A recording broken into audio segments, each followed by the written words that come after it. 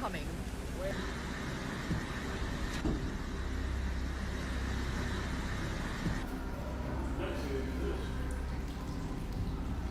Washington is currently grappling with extensive flooding, exacerbated by rising river levels that have inundated numerous homes.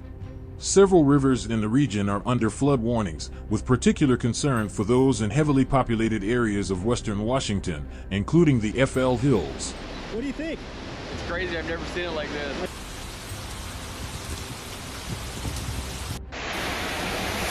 Hey guys, this is the current condition in my house. God hope you never have to see this. Forecasts indicate that certain rivers, such as those near FL Hills, are projected to approach or surpass major flood stages by Wednesday. The situation is alarming, prompting reflections on its incredulity. The severity of the flooding is evident in Arlington, where the Stages River has surged to 21 feet, well beyond the major flood level of 19 feet and just shy of the record peak of 21 feet similarly. Oh my gosh! It's up to their garage!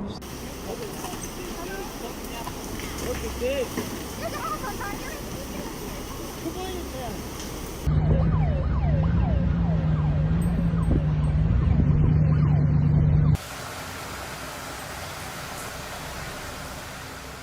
The Gadget River at Vernon is expected to reach a peak of 35 feet on Thursday.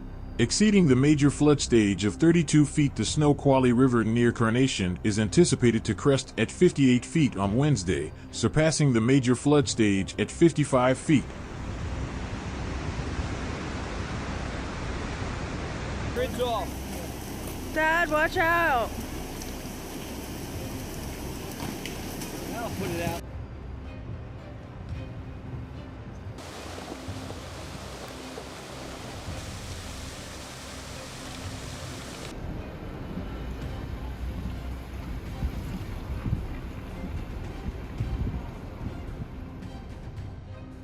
The crisis escalated when a man in Portland, Oregon, fell into a swollen creek on Monday, struggling to navigate the fast-flowing water.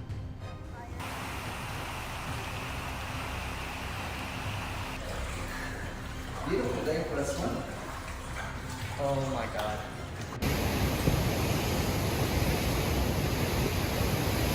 The dangerous conditions prompted Amtrak to suspend service between Seattle and Portland due to severe weather and mudslides. Videos from Granite Falls, Washington, along the Stalagwamish River, depict water cascading over roads, with vehicles attempting to navigate the floodplain. Homes are not spared, as water swiftly enters due to the rapidly rising rivers in the foothills of the Cascades. In summary, the widespread flooding in Washington has led to critical situations, with communities facing challenges in navigating the rising waters and emergency services engaged in rescue efforts.